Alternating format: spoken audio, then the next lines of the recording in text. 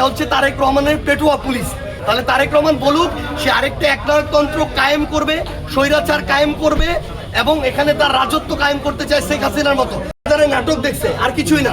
সামনে পুলিশের 1-2 গাড়ি থাকে, পিছনে 1-2 গাড়ি থাকে, আবার 50 জন পুলিশ দাঁড়ায় থাকে, সবাই নাটক দেখে। এই যে এরা ইট ছুটতেছে, এরা যে রড দিয়ে হামলা করতেছে, চাপাতি দিয়ে হামলা করতেছে, একজনকে তো বাধা দিতে হবে। কোনো বাধা দেওয়ার কোনো নাম নেই।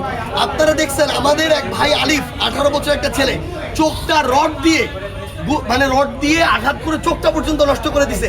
এখন পর্যন্ত একটাকে হবিগঞ্জে গ্রেফতার করা হয় নাই। তাহলে এই পুলিশ হইলো এখন বাংলাদেশের পুলিশ না, এটা হচ্ছে তারেক রহমানের পেটুয়া পুলিশ। এখানেও ওই পুলিশের ওই একই ভূমিকা। তাহলে তারেক রহমান বলুক সে আরেকটা একনায়কতন্ত্র কায়েম করবে, স্বৈরাচার কায়েম করবে এবং এখানে তার রাজত্ব কায়েম করতে চায় শেখ হাসিনার মতো। তাইলে আমরা আমাদের মতো আমরা পদক্ষেপ নিব, আমরা ব্যবস্থা নিব, আমরা আমাদের রাজনীতি ঠিক করবো যে কিভাবে রাজনীতি করা লাগে। এখন নেতা কর্মী সন্ত্রাসীরা আছে, কেউ হামলা করতে পারতো না।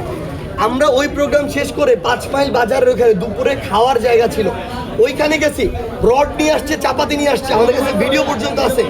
বিএনপির ওই সন্ত্রাসীরা রড চাপাতি দিয়ে আমাদের গাড়িতে বাড়ছে। আমাদের এই যে দেখেন, এরা এখন চোখ চায়।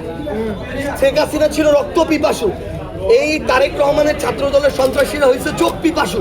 একটার চোখ হবিগঞ্জে তুলে নিছে, আরেকটার চোখ তুলে নেওয়ার জন্য এখানে চোখে বাড়ি বাড়ছে। খাইতে গেছি পর্যন্ত আমরা ওইখানে খাইতে গেছি, ওই জায়গায় পর্যন্ত তারা আমাদেরকে নামতে দেয় নাই। তাদের কথা হইলো যে এখানে বাংলাদেশে আবার একটা শেখ হাসিনা স্বৈরাচারের পরে বিএনপির আরেকটা স্বৈরাচার কায়েম করবে, আর কোন দলকে দাঁড়াইতে দিবে না।